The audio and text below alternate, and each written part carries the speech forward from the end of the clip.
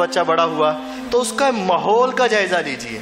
ہمارے ہاں کیا ہے، بس ہر ایک کی اپنی اپنی پرائیویسی، ہر ایک کی اپنی اپنی پرائیویسی، اور اس کے بچے کے معاملے میں انٹرفیئر نہیں کرتے، اور وہ بھی کہتے ہیں آپ میرے معاملے میں نہ آئیں، اور پھر اپنے معاملے میں خراب تر خراب ہوتا چلا جاتا ہے.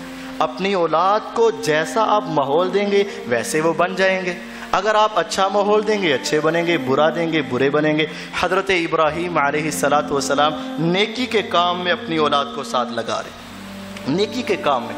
آج اگر آپ ہر وقت ڈش چلے گی، نیٹ چلے گا، موبائل چلے گا، باپ کے ہاتھ میں اپنا موبائل، بیٹے کے ہاتھ میں اپنا ہے، ماں کے ہاتھ میں اپنا ہے، بیٹی کے ہاتھ میں اپنا ہے، پھر آپ اپنی اولاد کو کیسے روکیں گے؟ باپ بھی لگائے، بیٹا بھی لگائے، بیٹی بھی لگی ہے، ماں بھی لگی ہے. ایک وقت تھا باپ کے ہاتھ میں قرآن تھا، ماں کے ہاتھ میں قرآن تھا، آٹا گوندھ رہی ہے، سبحان اللہ، الحمدللہ، اللہ اکبر، لا الہ الا اللہ. بچے کو دودھ پلا رہی ہے، رب کی تعریف کے کلمات گا رہی ہے، بچے کو دودھ پلا رہی ہے، کیسٹ لگی ہے، قرآن کی تلاوت ہو رہی ہے، تلاوت چل رہی ہے. بچہ دودھ پی رہا ہے، بچہ کھانا کھا رہا ہے، بچہ پانی پی رہا ہے، بچہ بیدار ہو رہا ہے، بچہ سو رہا ہے. بچے کو سلاتی ہے تو اللہ اللہ اللہ کر کے سلاتی تھی. آج کتنی بدقسمتی ہے، ساری باتیں ختم. باپ کے ہاتھ میں موبائل ہے، ماں کے ہاتھ میں موبائل ہے، بیٹے کے ہاتھ میں موبائل ہے، بیٹی کے ہاتھ میں موبائل ہے. سحری تب بھی فلمیں ڈرامے گانے لگے ہیں،